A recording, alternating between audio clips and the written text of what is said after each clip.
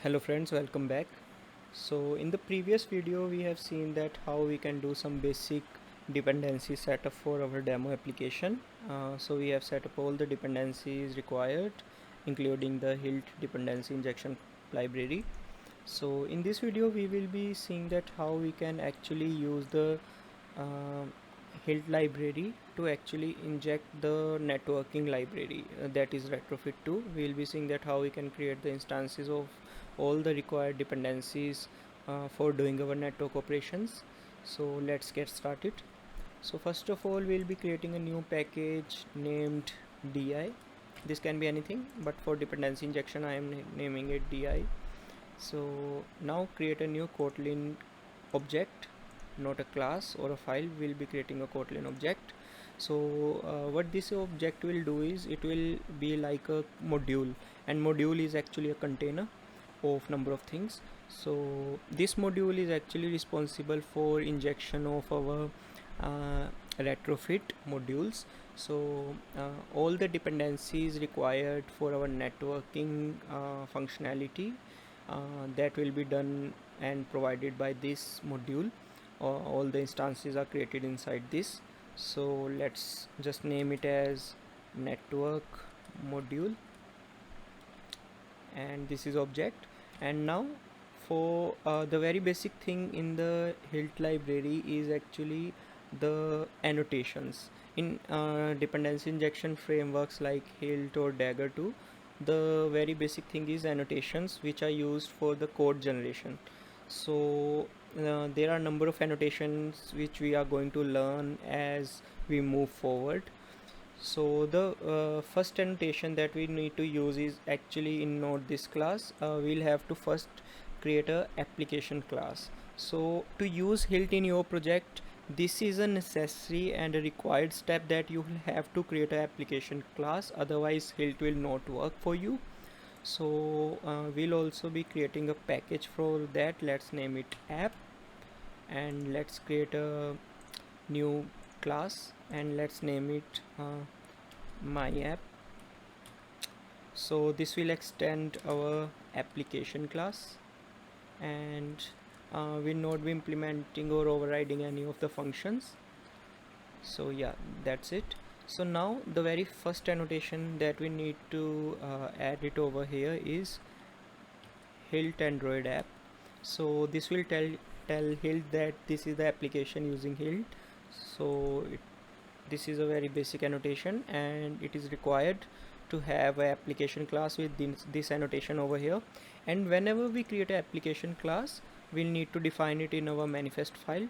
To do that, just open your manifest file, and in the application tag, not in the activity or anywhere, in the application tag you'll have to define it over here using this name. Just type name over here, and you'll automatically start seeing the suggestions.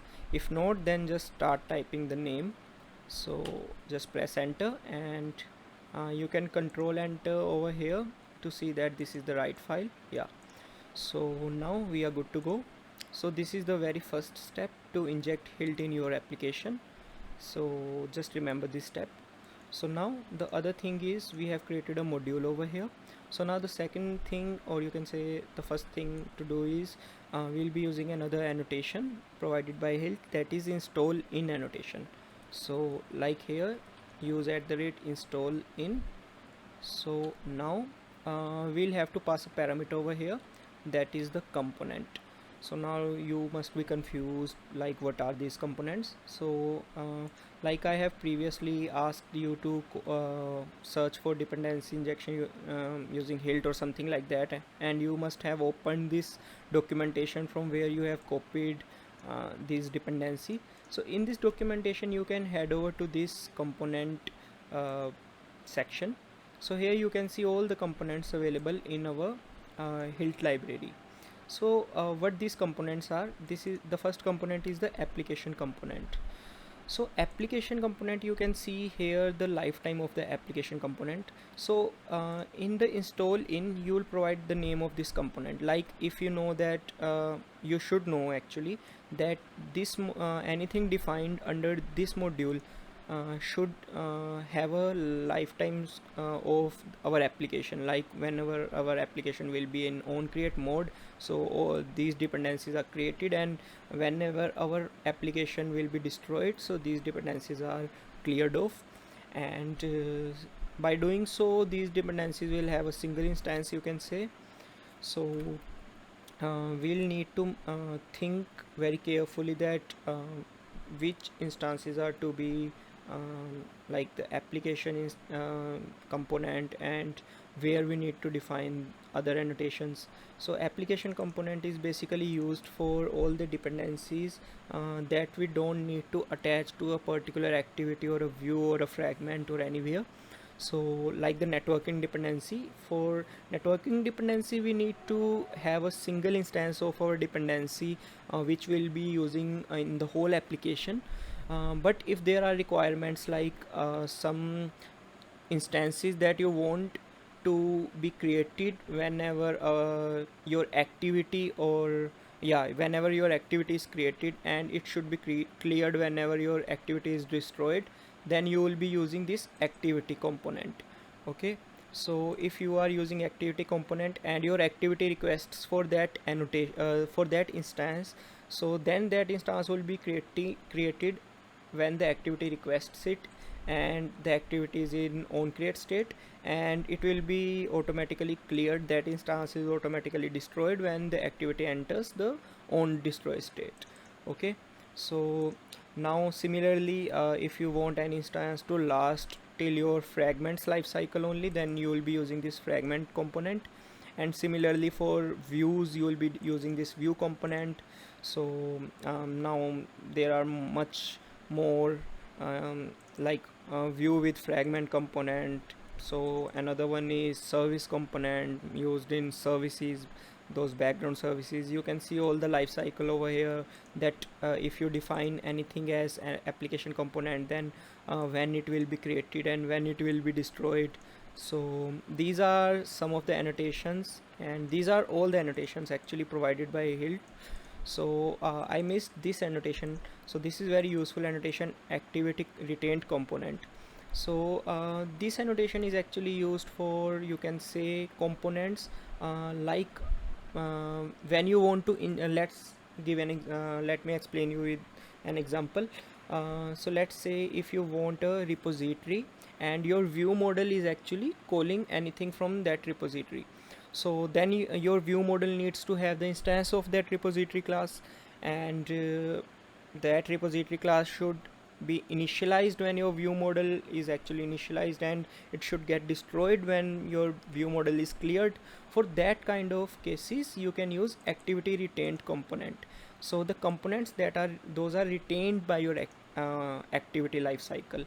Like if your activity changes the orientation, then those components will not be recreated, because those are bound to your view model, or you can say your activities life cycle, that will not be recreated on every cycle. So for, you can say, components those are injected in view model, you can use this annotation, and you should not use this annotation for that case. So these are some of the components provided by Hilt. So I hope you understood all these components. So in our case, we'll be basically using these 4 components only. We are not using custom views, or we are not using the services in our application as of now. So these are all the components, and as we are creating a network module, so we'll be using the application component. Yeah, we don't want these annotations to have multiple instances in our application. So this application components is to be class. Yeah, you can simply write it over here like this, and now you'll have to define this object as a module. To do that, just add another annotation, that is module. So this is a simple module annotation which will tell our Hilt library that this is a module. So after that, one of the other annotation is provides, which is also very necessary annotation, that actually tells Dagger that these dependencies, those are marked with the provides annotation, are to be used by, or these annotations are to be provided by the Hilt library. So it will include these instances. It will create the instances and the dependency graph for these components annotated with provides annotation. So let's create a function. um, First of all, so let's create a function which will provide the basic base URL for our retrofit. So let's name it provides base URL. So this should return a string because the base URL would always be string. So now we actually forgot to create a constant file that will contain this base URL. Also there's a typo. Yeah, so now let's create a package name utility and create a new object. We are creating a new object. I'll tell you later. Basically we need to create a new object named network constants. So this object will have a constant variable. We'll be using constant variable because we are not going to alter this variable anytime in future. So let's name it base URL, and for this time let it be empty only, and we'll be using this base URL over here. So this will return network constants dot base URL. Okay, so by doing so we are telling it to provide the base URL from here, to take the base URL from here, and let's annotate it with provides. Okay, and now create another function. So let's name it as provides logging interceptor. So what this will do is it will provide us with the logging interceptor we'll be using to log our requests and the body and message of our requests. So this will be returning http even if you don't know in advance that what it can return, then don't just type it over here.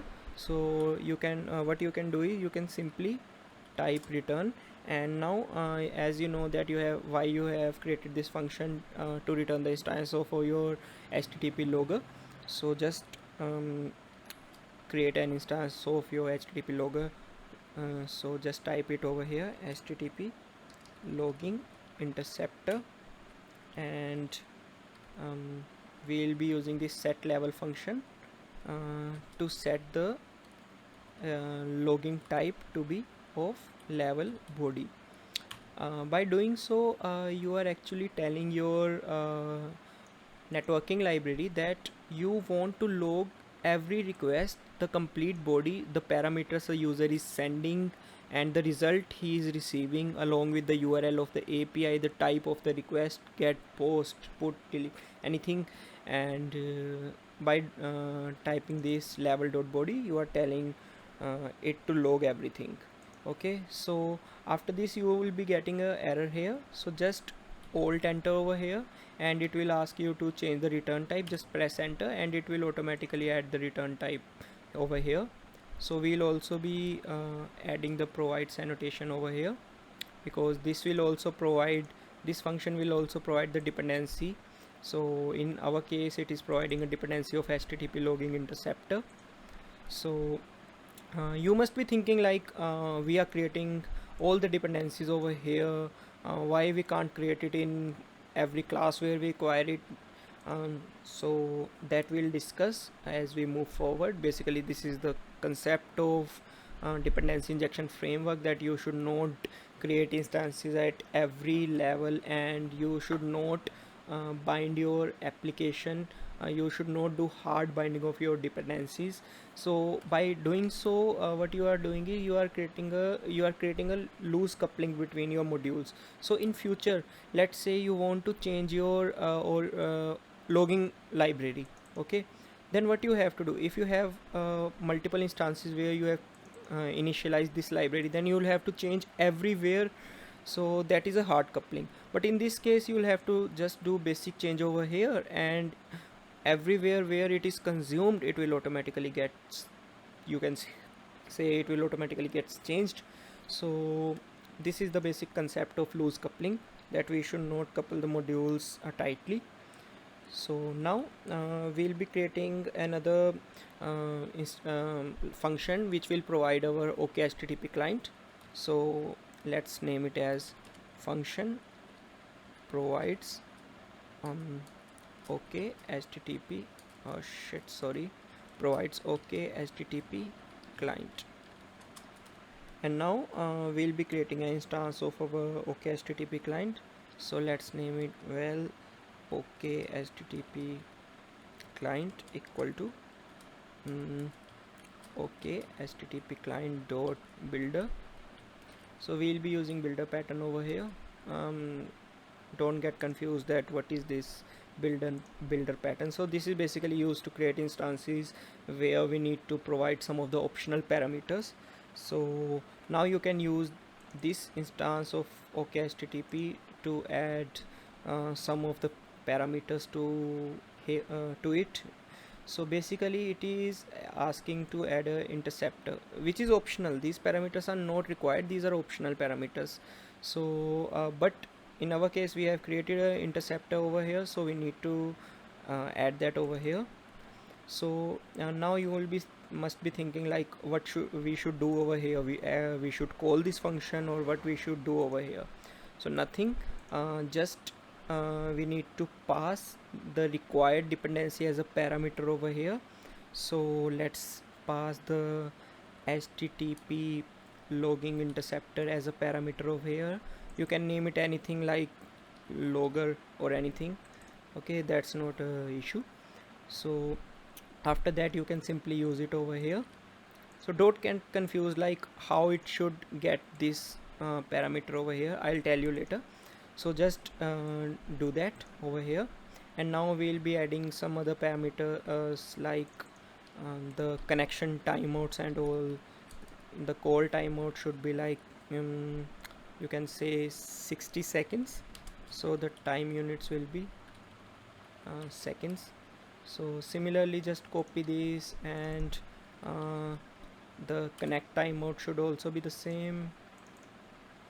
Actually it should not also be the same, but I am taking it as same. You can use variable numbers over here. So read timeout. So basically we are telling our client that any API which we will be calling will be marked as timeout if it crosses this specific limit. So the connection timeout will be 60 seconds. So in if in 60 seconds the server the connection is not maintained with the server, or you can say the API from where the API basically, then it will time out. So in write timeout, if we do any write request, post request or anything, so it will wait for 60 seconds, and if still it does not receive any response back, then it will time out. So these are some of the parameters we'll be adding over here. So after doing this, what we need to do is we are using builder pattern, so we'll be using the build function which will build the instance of our OK HTTP client. And now we can take another variable OK HTTP because now it will return the actual instance of our OK HTTP client. So now we can simply return this instance over here. So you can see that it is returning OK HTTP instance. So we forgot to add the provides annotation, which is very necessary part. Don't forget this.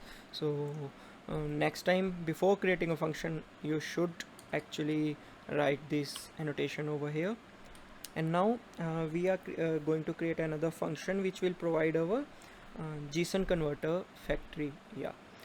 So let's create a function provides converter factory, and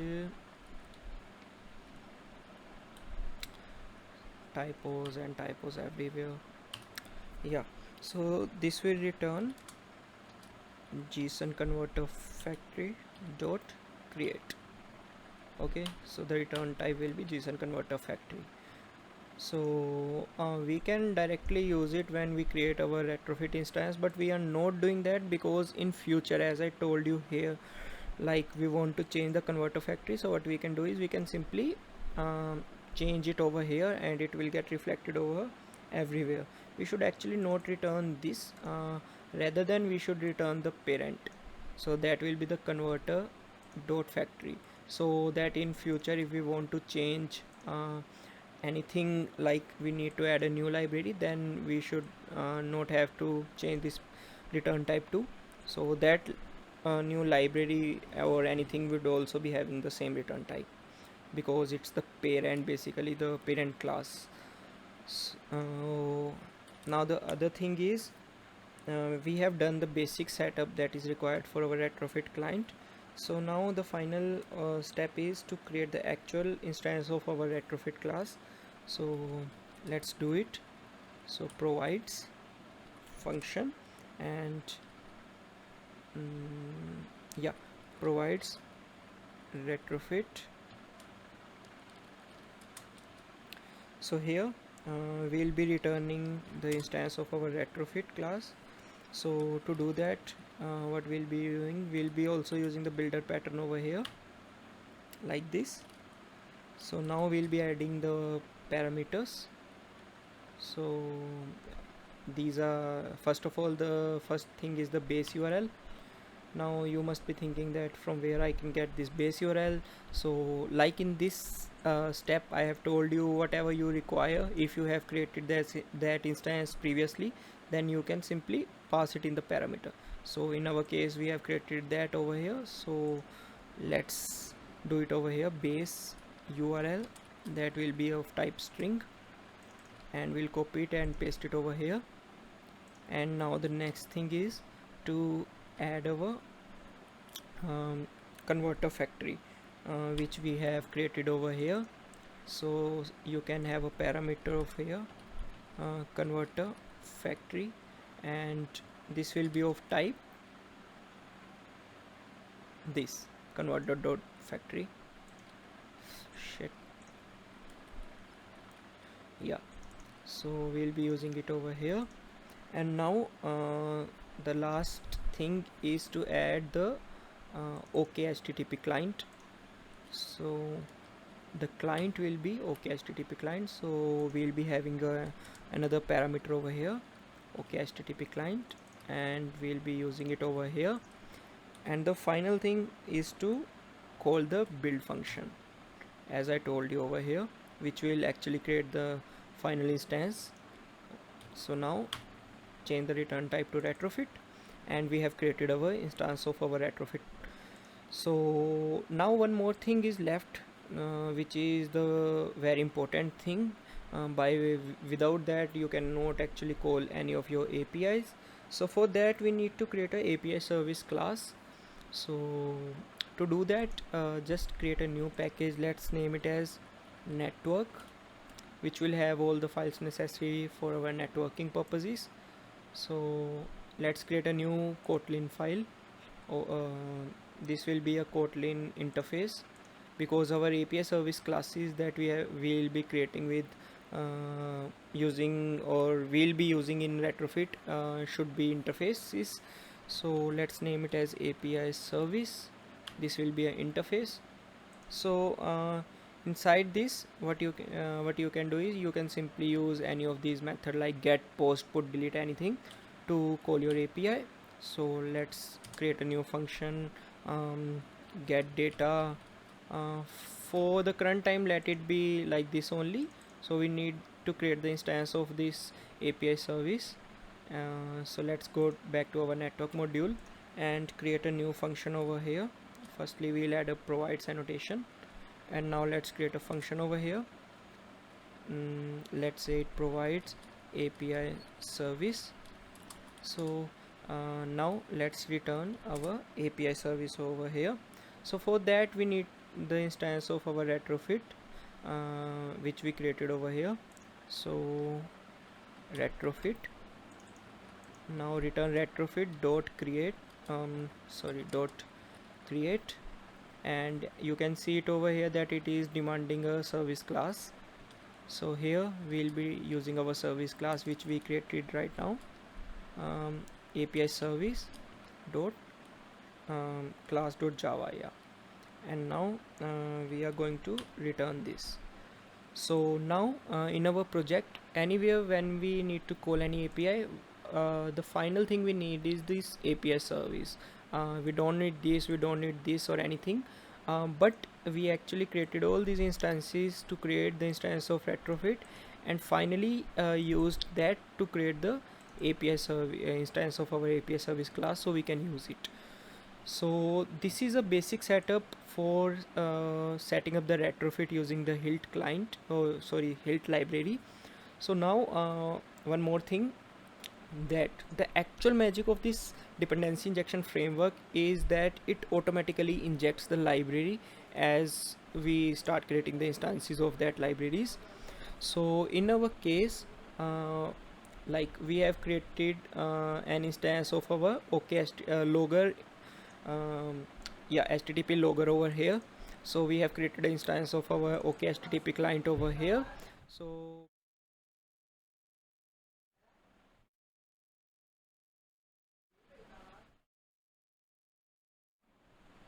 and sorry, I think there was some problem while recording.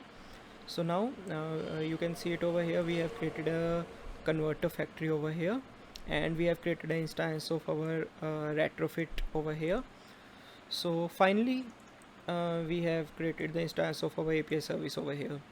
So what our dependency injection library, that is Hilt, will do is it will create all these instances, and it will automatically provide the instance. It will automatically pick the instance from here, like you can say the HTTP instance from here, and it will automatically provide it to the demanding library, or the demanding, you can say, anywhere where it is demanded. Like over here we are demanding a HTTP logger interceptors instance, so it will automatically provide it over here. So now our retrofit class is demanding 3 instances, so it will provide the base URL over here. So it will create the converter factories instance from here, and it will provide it to this, and it will create the HTTP instance from here, and it will provide it to this over here. And finally we are requiring the instance of our retrofit class, so it will automatically provide it over here.